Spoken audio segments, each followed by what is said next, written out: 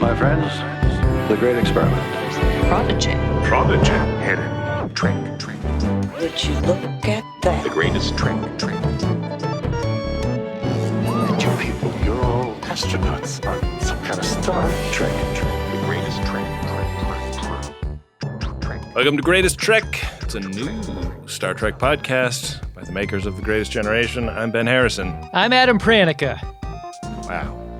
This felt like a momentous episode of Star Trek Prodigy. Say more. I mean, the Duns felt very capital at the end, especially with the introduction of the Loom. The show feels like it hits harder than cartoons I've watched before, you know? Fair, yeah. They're fucking scary, you know? There had to be so much argument about the line, right? The line between, like, bad guy who you shouldn't like because they're bad and bad guy who you should fear because they're a scary panther covered in bike streamers, you know? Yeah, bike streamers have never hit as hard as this. And specifically, like, when a mouth opens like that, yeah, instead of like this, and I'm doing hot dog versus hamburger hands for those watching the stream, it changes everything. Seriously. I mean, when you get a full vagina dentata out of a villain in a children's show, I mean, it's very Back to the Future. Hey, kids! If you don't understand what that means now, when you're 11, you're really going to enjoy it. you're going to fucking love it. Yeah. You're going to be closing your eyes thinking of these monsters.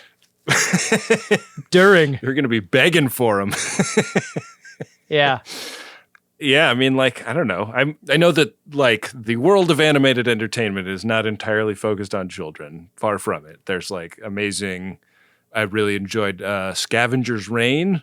I don't know if you watched that show. It was a animated series that came out. Maybe it was on HBO that put it out. It was, like, really amazing sci-fi, like, incredibly inventive sci-fi series that, like, it's a bunch of people that have crash landed on this planet, and it is, like... The ecology of the planet is very different from Earth's, and the amount of inventiveness by the people that made the show in, like, thinking about all of these plants and animals that exist on this planet and how they would interact with each other and with these outsiders who are there. You know, like, there's not, like, really any intelligent species there, but it's like sort of a jungly environment full of an incredibly intricate ecosystem that it, like, feels like one thing is pollinating something else, and that causes this thing to grow, and that enables the humans to, like, I don't know, pick a plant that will help them float up to a place that they need to get to or something. And it all just feels like super cohesive and thought out in a way that is like, this is just not for kids. Like, this is kids like are idiots. Like, what you're describing doesn't sound like it would work for them at all. Yeah, I mean, it doesn't work for most adults because most adults are fucking idiots. But it was just, like, so utterly imaginative and so out there and so, like, scary at times. Like themes of body horror are a big element of that show. And there's sort of starting to be an element of this show in a way where I'm like, shit, like, is Star Trek Prodigy, like, did they make it so that a kid that started with Star Trek Prodigy season 1 is now, like, mature enough to, like, handle Star Trek Prodigy season 2? I mean, consider the very primal fear, like, the nightmare that I think every single kid who has ever lived has ever had is the one where you can't move and the monster is going to get you. Like, That's happening here, and it's happened for a couple episodes when the time slows to a stop and our characters are just frozen in place, ready for the Loom. Aaron Walke, it's too scary. What are you doing? You're scaring our children. My son cannot sleep, Aaron Walke. What the fuck is wrong with you? And you're not off the hook either, Hagemans. You're a part of this. In fact, maybe more of a part of this. I was thinking in this episode about the TNG episode Conspiracy and how scary that was for me. But, like, I kind of felt like I was watching a show for grown-ups when I was watching TNG as a kid. Maybe I was, maybe I wasn't. But I think that Star Trek Prodigy feels like a real one for like how hard it's willing to go. Do you remember the first show you remember seeing as a kid that you knew very specifically you weren't supposed to see? I remember, I think I probably told this story on the show before. It wasn't a show, but it was a movie. My parents very rarely went to parties, but they went to a party at somebody's house and parked me in like an adult's bedroom that had a TV in it. And there was like an afternoon movie. Was there an adult in it? Let's be specific here, Ben. And that day, everything changed, Adam. Now, it was an afternoon movie, and it was The Stuff, the horror film about yogurt that tries to take over the world. No, don't eat that. I'm not sure that's a real movie. Oh, man. We should absolutely watch The Stuff for a bonus episode. It's a fucking trip. Can't get enough of the stuff. The Stuff, the taste that makes you hungry for more. Was it like a schlock horror film, like Attack of the Killer Tomatoes? Or was it like a serious horror film about yogurt? It is, I would say, much more in the schlock category, but when you're like, 7 or 8, and this is maybe the first time you've ever seen a movie that is explicitly pitched as scary, it like doesn't hit that way. It just hits as like, I am seeing images that will haunt my dreams. I don't think anybody meant for that to happen, and everyone regretted it when it did. Why am I in this bedroom watching the scary movie? Why is the door locked from the outside? What are those sounds I'm hearing on the other side? It sounds like a bunch of jangly keys. How about you? Do you got a specific memory of that? I mean, I know that the conspiracy episode was a big moment in your life. I was thinking mostly about like when I was real little. Sometimes how you get up in the middle of the night and you're like, I don't feel good, or like I threw up, or whatever. Like, I think every kid has the experience of like, God, I got to wake up my parents and tell them that I'm not feeling good. And often it was the whole, all right, let's give you like a cup of Sprite. Let's sit you down on the couch. Yeah. We're up way past your bedtime. And it's like The Tonight Show or something. Yeah, we're watching Carson. And that's like, that I think is as far back as that memory goes, was like, there's a whole world of television out here that it wasn't just that I wasn't permitted to see. It's that like my life wouldn't permit it because I would have been asleep for 6 hours before it came on, And now that all shows are available at all time, at whatever time you want to watch them, like what's going to happen with Daron is he's going to get up and he's going to have to sit and watch Real Housewives of Salt Lake City with me and my wife, Poor guy.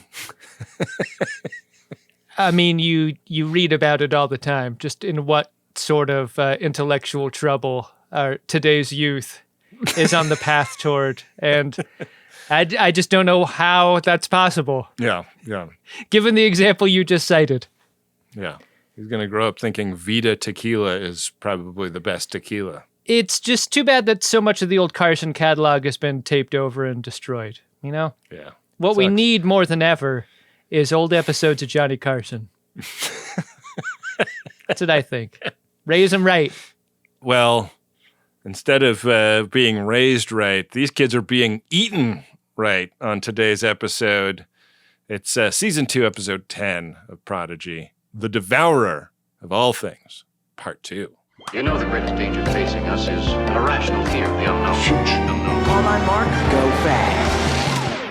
One of the many ways that the Wesley Crusher of Star Trek Prodigy hits different is the Patrick Bateman style monologuing he does as they're just kind of killing time in the 60s safe room. You like Huey Lewis on the news? Is this ancient Earth recording? Oh, it is great for taking your mind off of impending doom. It is just fabulous. We get a passage of time between the last episode and this one where it seems as though Wesley has made himself at home here. He's put on records. He's poured himself a drink. While meanwhile, all of the kids are sitting in a semicircle, kind of waiting for something to happen or a decision to be made. Yeah, he's pounding a tiki drink out of a really beautiful mug. I have to say, like I kind of hope that they put this in one of these nerd stores for me to buy. Oh, I just called up John Van Sitters, and the line's been disconnected, Ben.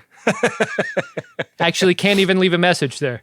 Jesus fucking Christ, Van Sitters, what are you doing?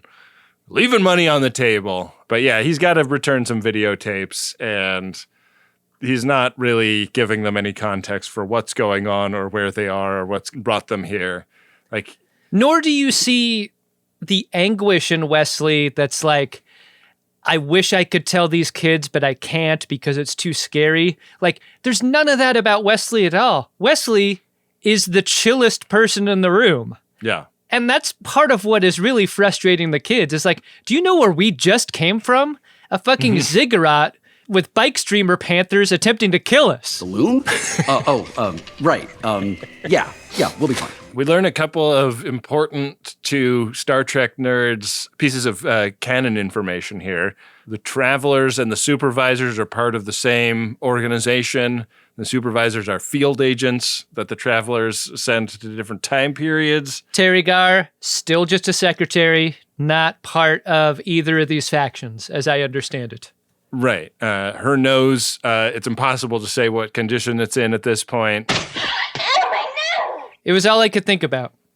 Also, the Travelers have fled our universe. Seems like Mr. Crusher may be, like in a sort of Last Jedi type of situation. But he would like to sneak back to the ziggurat, back to the vault that they were in. Would you say the Travelers gave our universe the 3 fingers on their way out? Yeah, I think probably. Yeah. He'd like to sneak back to that vault so that he can finish these the calculations that he was trying to do when we first met him.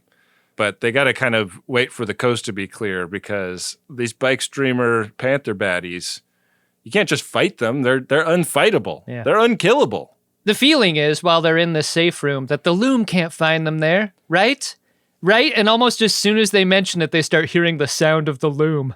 And Wesley, even though we're hearing this sound, is like, no, I think the plan should be to wait them out. After all, I haven't drank all of this mango juice, and I have not listened to all of these records yet. Yeah. We wait them out, and then I can sneak back into the vault to finish the calculations. And Dahl is like, no. What? I will literally die before I sit here and listen to you play another record that I don't understand. I want to fight. Yeah. And Wesley paints a pretty dark picture of what happens when you fight, right? Here's the thing. You don't just lose a fight with the Loom, Dahl. Your underwear is pulled back up and over your head so high that the elastic breaks completely, and then you're completely erased from space and time, and no one even knows who you were. But also, like, even if you get your underwear back down into your pants, it, like, can't hold itself up, so it's, like, falling off of your ass inside your pants, and nobody remembers you exist? Yeah. Both things? And Dahl is like, okay, that does sound really serious. Yeah. Because, like, nobody likes that feeling when the elastic gives out and your underpants are falling off of your ass inside your pants. It's embarrassing and tragic. Yeah. In a way that every kid can understand. This is such a fucking scary idea, though. Like that nobody even remembers that you were. Oh, terrifying. Back up on Voyager. Hey! Commander Tysus is preparing what seems like a heavily armed strike force in the shuttle bay. And if you look around... There are a lot of people getting guns together for a rescue op. And that's why I am saying, like, how many people do you think are going on this away team? I was guessing a dozen at least. I was guessing that this may be the biggest away team we ever see beam down, like, all at the same time. Yeah. Because, like, we know that the D, for example, has multiple transporter rooms. So conceivably, you could beam, 18 or 24 people down from the D all at once because they've got enough pads for it. But you never see it. The most you ever see is like 5 or 6 people beaming down at once. I would love, especially in the context of New Trek, to retcon this a little bit. Like, let's see a fucking force beaming down. Yeah, let's pile them up. I'm wet for it. Like, it feels like we're getting ready. Like, they're talking about, okay, there's strange life signs down there. We don't know what we're running into, so we have to be ready for anything.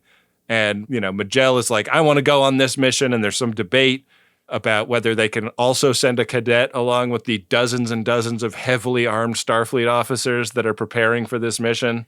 It's weird that all they have to go on is the sound that they heard outside Gwyn's room on that security cam footage for them to believe with total certainty that the thing down on the planet waiting for them is dangerous.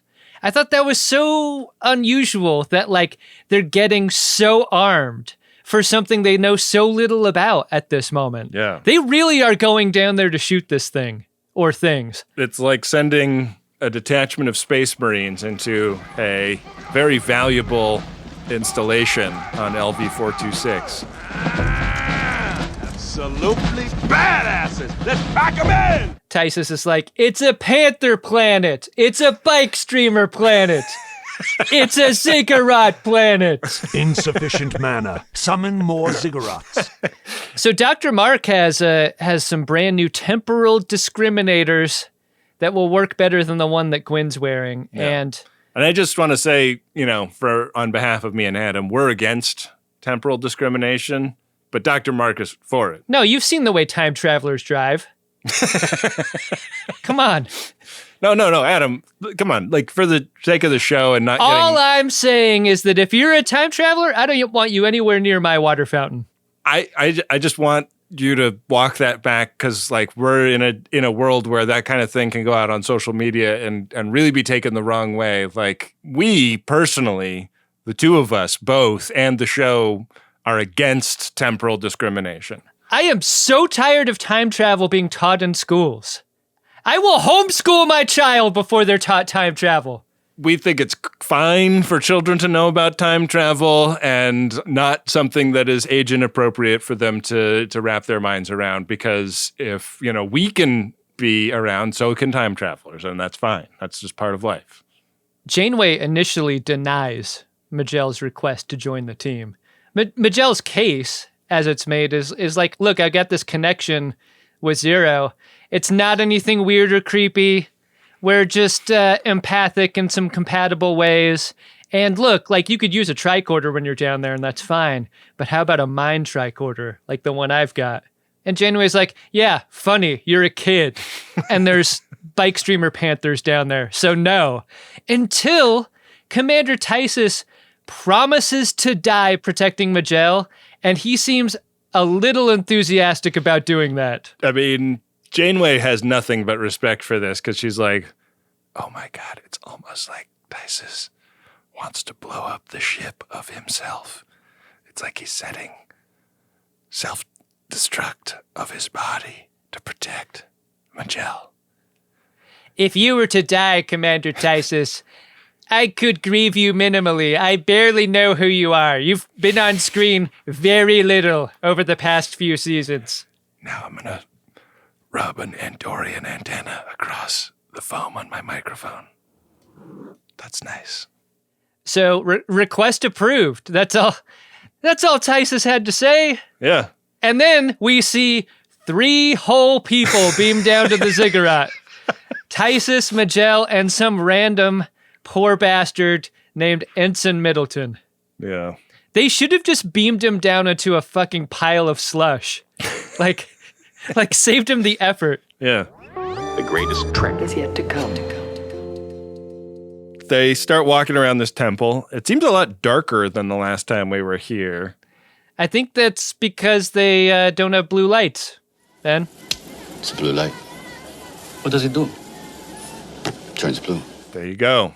The blue beam goes further than these white beams that they've got, and only one of them are flashing them, right? Actually, Middleton and Tysus are flashing the beams, right? Yeah. But in the previous scene, we had 6 kids shooting blue lights around. Right.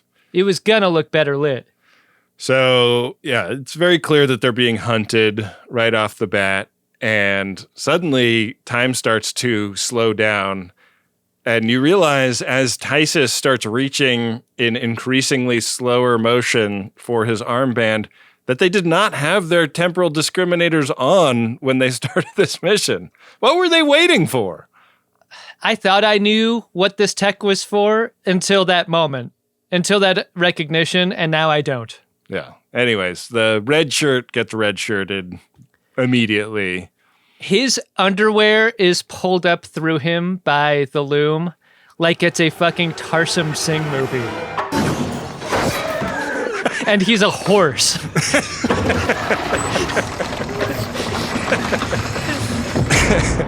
Not for children. How many other Star Trek podcasts would have a Tarsem reference?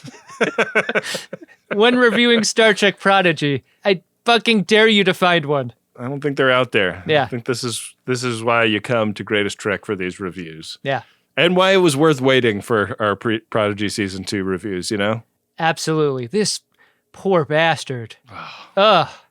I mean, there's no time to grieve. Tysus throws a grenade at the Panther, and he and Maj'El run away real fast.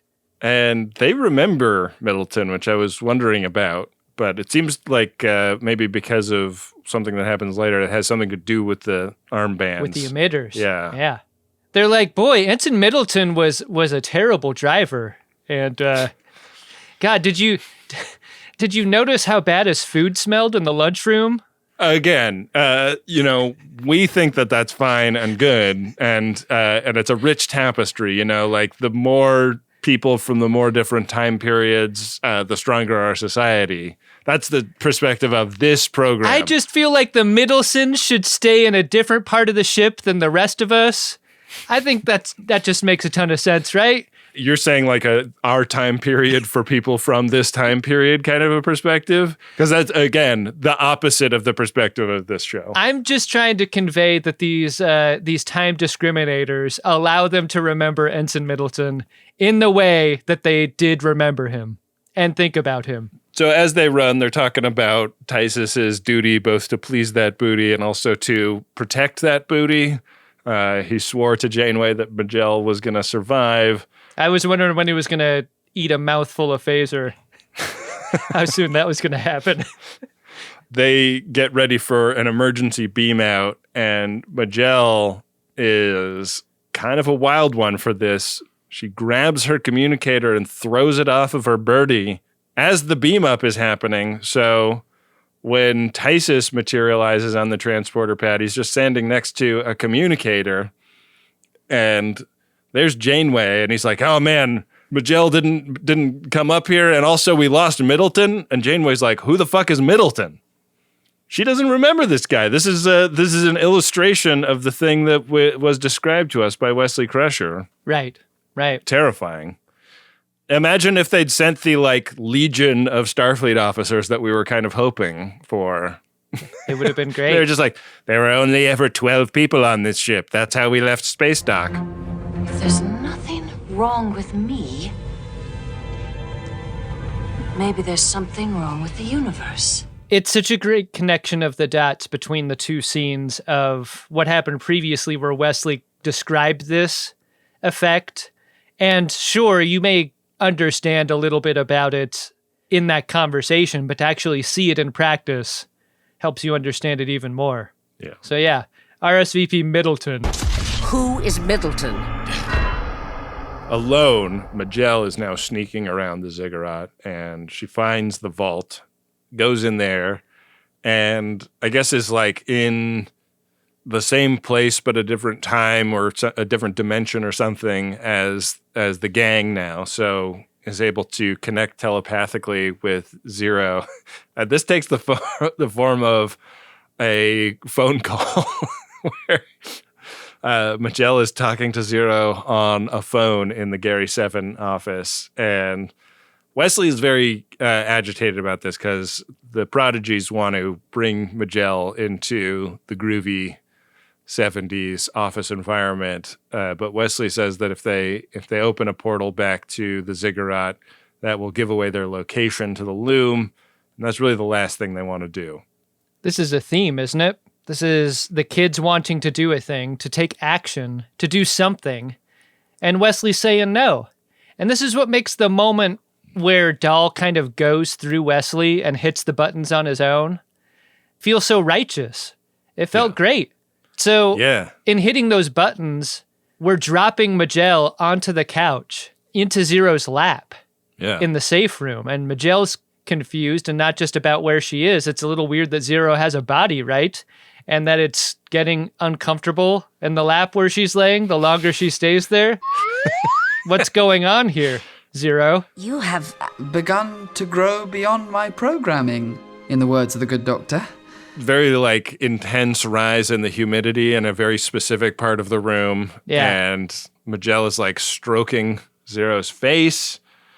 Wes feels like maybe the Loom have fucked off, and no sooner has he announced this perception than they start running through the walls at everyone. How many times does Wesley need to do this before he cuts it out? I think we're safe from the Loom. 2 seconds later, Loom sound. Yeah. And not only that, it's not that they hear it, Ben. Tentacles are coming at them from the walls. So Wesley opens the vault door, which leads to a time portal, and into that they bounce and arrive back at the ziggurat. And then they are running toward the Infinity ship. But it's covered in the Loom. Oh, loomed. And then it disappears. Yeah. I love this moment because the Loom isn't all about giving time wedgies to living people and making them disappear. It can do the same to objects. So when the Infinity ship disappears... It's like a cutscene in a video game where the Loom is beating up a car. Just fucking destroys that thing. I mean, like, I was just starting to get connected to this Infinity ship as one of my Star Trek faves, and now it's gone. Jenkinpog just fixed that toilet, too. What a waste. Oh, what a waste of time. It's like getting your car back from the shop and then immediately getting into an accident with it. Like, cool. Totaled. RSVP Infinity ship. It would have been a pretty sick burn on the Loom if Jankum hadn't fixed the toilet, and then as the ship dissolved, like the structural integrity of the pipes burst and all of Jankum's shit got all over the monsters. Yeah, and then dirty toilet Murph slides all over there and like turns himself into a mop. Yeah. Soaks all of it up. Jesus, Murph. Even Murph isn't Loom proof. Yeah. Wow. We need to score a lot of platinum fast. Licensed businessman.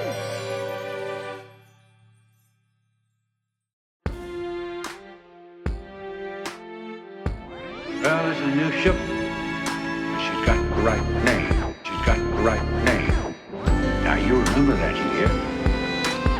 It's looking bad. The kids are now surrounded by Loom on all sides outside the trans-dimensional time ziggurat. But, hey, who's that? It's the Voyager A! Up in the sky, right above them. And Janeway starts bombarding these bad guys from orbit. Stay away from my crew. You bitch! Fire! I was trying to figure out what she was doing here. It seems as though they could be like the warning shot style phaser beams, like kind of cutting a barrier between the Loom and the kids. Right. Like there doesn't ever seem to be like a direct hit by the ship's phasers at the Loom. The Loom do not seem to be affected by phaser fire of any magnitude, even ship to ground phaser fire. They're like the bees in Tommy Boy. Their firearms are useless against them. Holy shnikes, it worked. Yeah, and like the bees in My Girl, the Looms start swarming the Voyager A, and they come right through the view screen. Couple crew get dissolved in front of Janeway, and they start running. Janeway looks back. She's like, I didn't see anything happen. No one was sitting in those chairs to begin with. Adam, I was really excited. Do you think we'll get to see the battle bridge? No, I'm afraid not. That's where they're retreating to. But as we retreat, like, we see more and more crew members become wedgied and forgotten.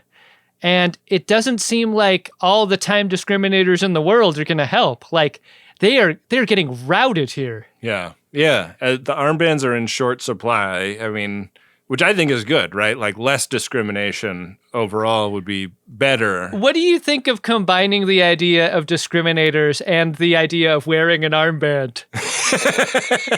I think that's just on theme. That's what. Yeah. Those are two things that are the same thing, right? Yeah. The Loom doesn't get slowed by shields or anything else. It's free roaming around the ship.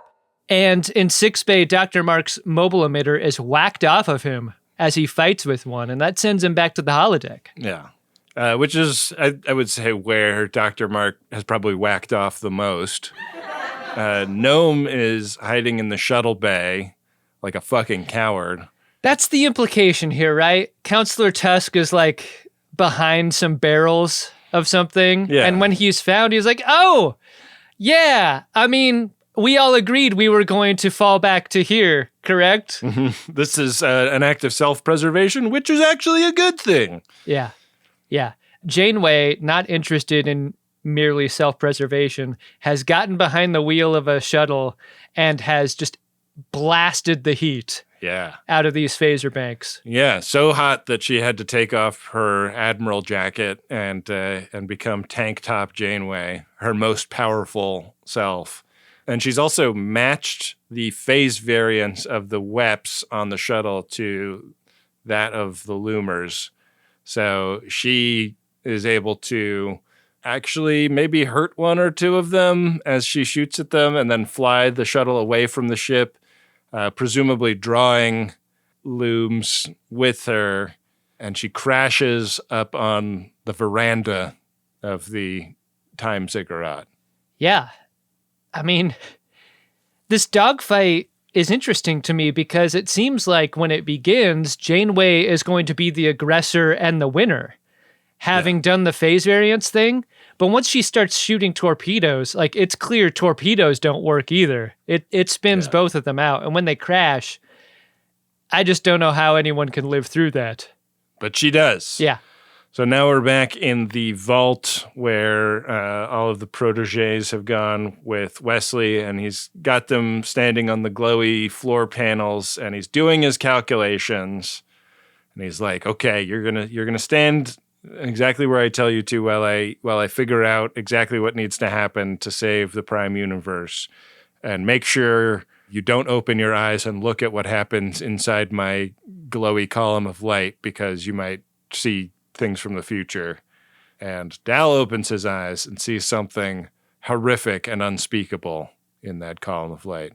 He sees the version of Wesley Crusher that was jacked and an adult. Hey, Wes. Not bad. And he's wondering if that's what he can look forward to as he ages. Like, that's not... Look, I thought I would miss my head tail thing, but I'm looking at that guy going, yeah, he can get it, can't he? Like, look at the jaw on that dude. Very troubling image for Dal here. Yeah. And it's a moment where the mood changes for everyone, not just him, right? Wesley can't find where to send the group. The machine's not working like he thought. Dal doesn't like what he saw in his future, and everyone is kind of freaking out. And something Maj'El says inspires a new idea out of Wesley. And Gwyn gets put on a pad of her own and shot with a laser beam. And that completes the equation, because the variable the entire time that Wesley couldn't figure out was Maj'El. Yeah. She is part of the team now, even though she never went to prison with a bunch of baby kitties. No. She's a part of this now. Hey, if this goes good, she might go again in the future. Exactly. So he opens a big hole for them. They're getting ready to go. Janeway arrives. She recognizes Wesley Crusher, I guess just from his reputation. I read about that Nova Squadron stuff in the papers. I mean, I guess that's where she found Tom Paris, right? Am I making any sense here? I guess so. Yeah. You did that suck disc thing, didn't you?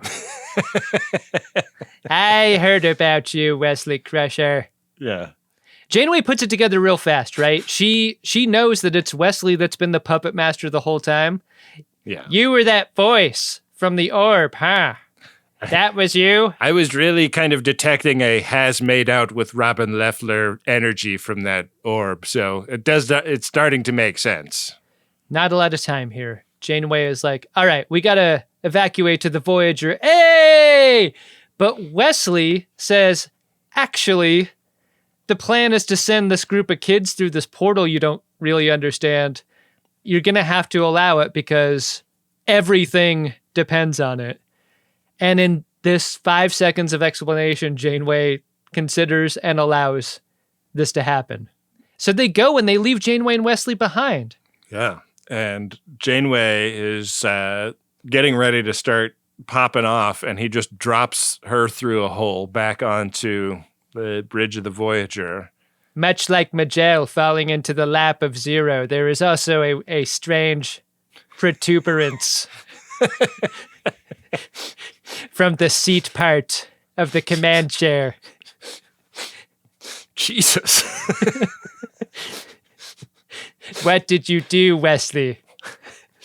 You're saying that he used his traveler powers to turn the command chair into a sexy chair, yeah. It can provide a great deal of pleasure. Yeah. Yeah. Wow. Okay. Hey, she's got her uniform back on, and I think that's an important detail because we're not just sending her back to Voyager. Hey! We're sending her back in time. Yeah. Just a little bit. Yeah. So they're going to bug out. They're going to get out of there. And the Loom start to converge on Wesley, and he uses all of the powers of time, space, and thought to oblivion the planet and cause it to disappear from where Voyager is in orbit. The chunks are kind of useful, right?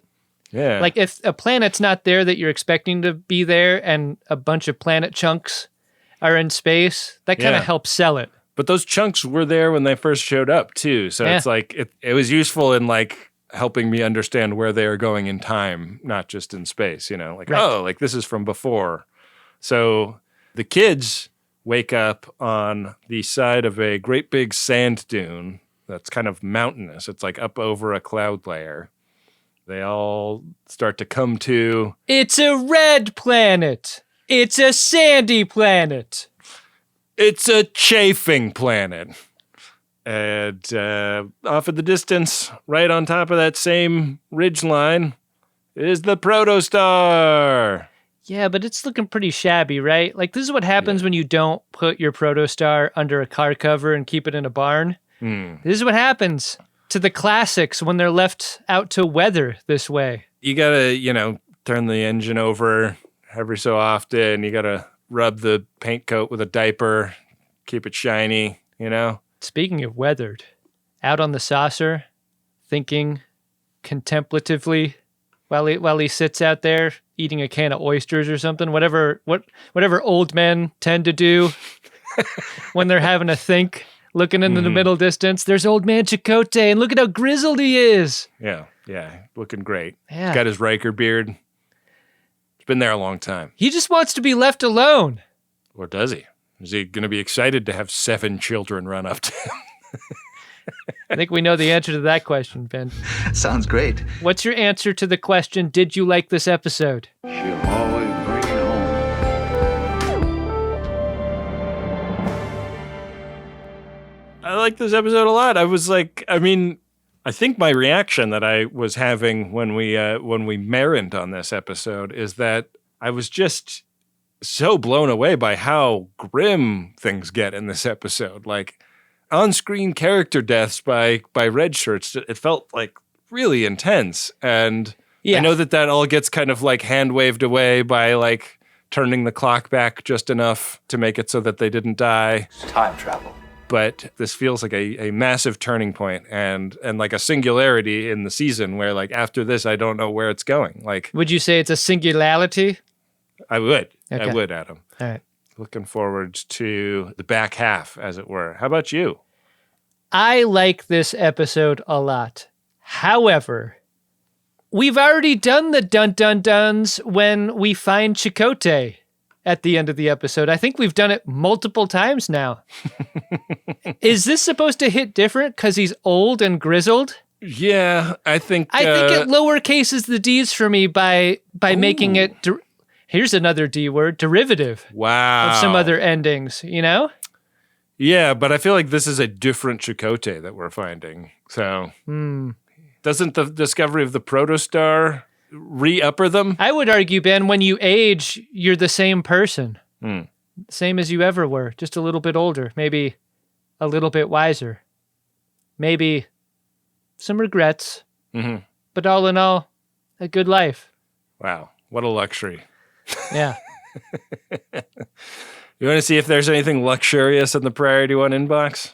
Oh, there always is, Ben. Priority 1 message from Starfleet coming in on secured channel. We have a promotional message here today, but it starts like this. Nothing to promote. Just wanted to give you $200 and make you say, 10 from the taint. While we're at it, Adam and Ben, agree or disagree? In the Fantasy Bridge Crew contest, 5 datas beats all.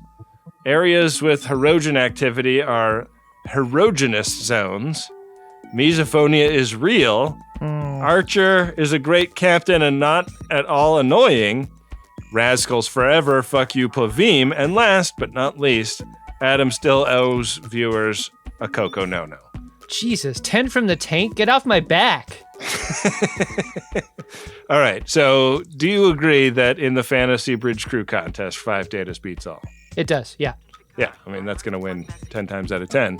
It's why you don't play poker with 5 wild cards. Like Chief O'Brien. It's just impossible. Yeah. Right. Herogenous zones, I think we can all sign off on that. Misophonia is real. No, it's not. Archer is a great captain and not at all annoying.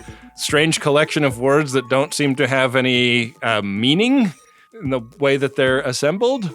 I mean, here, I'll edit the sentence. Archer is a captain. Okay. Yeah, I think that's maybe what 10 from the taint was going for there. Some of those extraneous words that didn't make any sense. I mean, that's just a natural, like I was a copy editor for a long time. Like that just comes out of me. Yeah. Rascals forever, fuck you, Plavim. I think we need to stay neutral on that. But I think you're entitled to your opinion there, 10 from the taint. And then last but not least, obviously, Adam still owes the viewers a Coco no. Yeah, sure do. Everyone knows that. Yeah. I never said I'd never do it. Come on, you guys. There's a call to action here. It says, go to givedirectly.org. Your gift reaches people in need directly, letting them decide the best way to improve their lives. Hell yeah. Ben, we got a personal Priority 1 message here from Dan from St. Louis. It's to you and me. Okay. Here's that message. Though my wife showed me Greatest Gen years ago, she even designed Wharf Doors shirts for a live show. Oh, I have one of those. I fucking love those. It's a yellow t-shirt and it had kind of like a stencil cut image of Worf's face with the Doors logo, like the band. I used to wear my Wharf Doors shirt all the time. Message goes on, I avoided New Trek because I was told it wasn't great. You guys and Lower Decks convinced me to try it. Now I can finally say I've watched all Trek everywhere, and I love almost all of it. Thanks for all the laughs. Harry Kim drop, Lower Decks edition? Whoa. Something about it reminds me of being in the womb. Get up, Harry. Who are you? We're just happy to be in Starfleet. Parents must be very proud. I'm Harry Kim. Who are you? Harry Kim. You're all still ensigns? How have none of you ever been promoted? Who are you? Harry Kim. That lasted 22 minutes. And your mom? Very proud. Harry Kim. Who are you? Harry Kim. This Kim's got 2 peps! Huh? Right. There's Dan from St. Louis putting a quarter in the trap machine. Mm-hmm. Also reminding us of one of the great interactions we've had on tour. Yeah. Love a fan-made t-shirt. Yeah, those were great. And that one was definitely memorable. Our gratitude to she who is your wife, Dan, for putting you onto the show. Yeah. Back in the day. I love people sharing this show with their loved ones. Hey, look. Not everything is for everybody, and no one's got to love every Star Trek ever. But it helps to watch it, because it helps you enjoy what we do here at Greatest Trek. Indeed. If you'd like to get a P1, go to MaximumFun.org/Jumbotron. It's a great way to support the show. Hey, Adam. What's that, Ben? Did you find a Bonus Freaks? Bonus Freaks! Bonus Freaks! Bonus Freaks! Bonus Freaks! Bonus Freaks!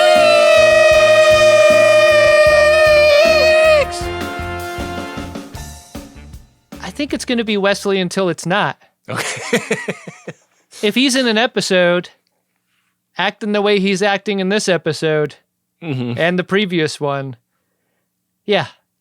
Hey, here's the thing. When a bunch of kids have been put into your care for you to keep safe, I think one of the primary ways to do that, whether or not you can actually keep them safe, is to make them believe that they are safe. Wesley Crusher is totally uninterested in that. And I think it is so strange that a character we know from TNG as primarily being othered for being a kid, not feeling great about being a kid in an adult's world, not being invited into conversations or whatever else on the Enterprise D. Shut up, Wesley. Like, completely did not learn that lesson from his own childhood. Because here he is, ostensibly caring for these kids, trying to get them to live through the fucking day. And he does nothing to make them feel better or safe. Or to, like, invite them into whatever this is. This whole standoffishness of like, needing to know and better not say something accidentally, like, it's driving the kids crazy in ways I completely understand, and in ways that Wesley should know better. Yeah, I mean, in his defense, he is losing his mind because he's a traveler of all time and space, and he doesn't seem to, like, inhabit the same reality as everyone else does. But I completely get what you're saying. Yeah, it's a good Barnus Franks. Mine is... It's a good Barnus Franks. It's a funny Barnus Franks. I'm going with Commander Tysus. Like, he kind of... the Married with Children guy in Wayne's World when he, like, goes over to that door in the donut shop and opens it, and there's a bunch of, like, action movie set pieces going on behind the door. Love that moment. It's kind of how that shuttle bay felt to me. Yeah. Yeah. Like, Commander Tysus almost turned this into, like, G.I. Joe Star Trek, and then just didn't. And it was such a rug pull, such not the direction I thought the episode was going when only 3 people beamed down. I wonder if there's a moment they like decided against it.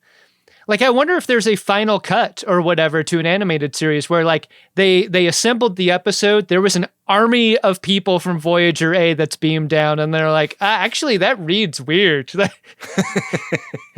I don't know if I like this. We don't have any insider knowledge. Aaron Walke didn't tell us that. This is just a suspicion. No, we should give him a call, though.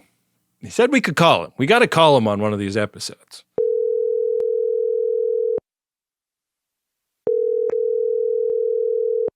Hi, this is Aaron Walke. Sorry I couldn't come to the phone right now. Please leave your name and number, and I'll get back to you as soon as I possibly can.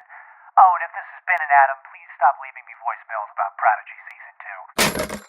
We got to end the show, Adam. We got one last segment. This is a smash hit segment that everyone loves. It's called Warning Bois, where we express our appreciation to someone who has gone out of their way to mention the show on the internet or leave a nice review. Really helps our show. We would like to encourage you to do it. Prepare a buoy and launch it when ready. Warning, boys. An emergency buoy. A warning buoy. This one is from the Reddit, the r/greatestgen subreddit. This is from Dr. S.L. Taylor. The title of the post is Shout Out to the Guys in Wynde. The pod sounds great. I was listening to the Q&A bonus app yesterday and loved hearing the behind-the-scenes production stuff. I recently started a pod with a friend, and the expert Shimoda productions have been the standard against which I have been judging what I would like to sound like. We are definitely far down the scale in comparison. Hearing the details was helpful, at least in terms of an idealized goal. But really, I just wanted to say how great the show sounds, and I appreciate all the work that the gang does. And I hope Adam, Ben, Wynde, and anyone who has ever edited the show sees this and knows how much their technical expertise is appreciated. Well, thanks. What a nice thing to say. Ben, the Reddit has 15,000 subscribers. Did you know that? Did we hit 15? That's crazy. Top 6% of all Reddits in size. Wow. It's enormous. It's pretty fun. They do a good job over there. That rules. Fun community to stop by. We did a little AMA over there during the recent Greatest Trek drive. Hey, let's shout out the mods over there too. Ice Cream Truck, longtime mod of the Greatest Trek Reddit, doing great work. Track of All Jades, Also another one, thanks for all you do to make that community super fun. Yeah, we really appreciate it. And, there's like a huge community of Star Trek fans on Reddit. I would love to see some posts on some other boards that are not devoted to our show about stuff going on our show. Get the word out over there. You understand why we can't do that ourselves, right? That's a real Steve Buscemi, hello, fellow teens kind of thing. Yeah. We can't do it. Reddit has a culture of killing people that try that type of shit. But if you do it, it's fine. Yeah. Yeah, so much appreciated to everyone who posts about the show online or recommends the show to a friend. We really appreciate it. And if you do so, you might catch your words coming out of our mouths on a future Morning Bois. With that, it's time to wrap this thing up, Adam. Toss the keys to the pod car over to Wynde. The show is never in better hands than when we do this. Yeah. Gotta thank Wynde for all she does to make us sound good. Yeah, Dr. S.L. Taylor's absolutely right. Wynde makes this thing sound like a peach. Take it away, Wynde. Greatest Trek is an Uxbridge Shimoda podcast on the Maximum Fun Network. It's hosted by Ben Harrison and Adam Pranica, and it's produced and edited by Wynde Priddy. Ben and Adam will be back next week with a review of Star Trek Prodigy Season 2, Episode 11. It's called Last Flight of the Protostar, Part 1. You probably already know this, but as a listener-supported podcast, we rely on monthly contributions from members to cover the cost of making these episodes every week. In return, members get monthly bonus episodes from Ben and Adam, as well as access to the entire back catalog of bonus content. It's quick and easy to sign up, and we really appreciate all the members who support at MaximumFun.org/join. Thanks to Nick Titmore, who created the show art, and Adam Ragusia, who composed the theme music.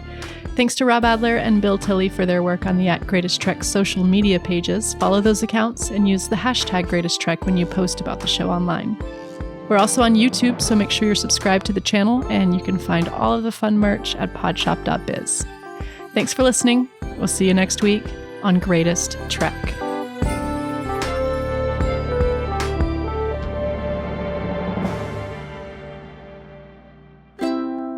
Maximum Fun, a worker-owned network of artist-owned shows supported directly by you.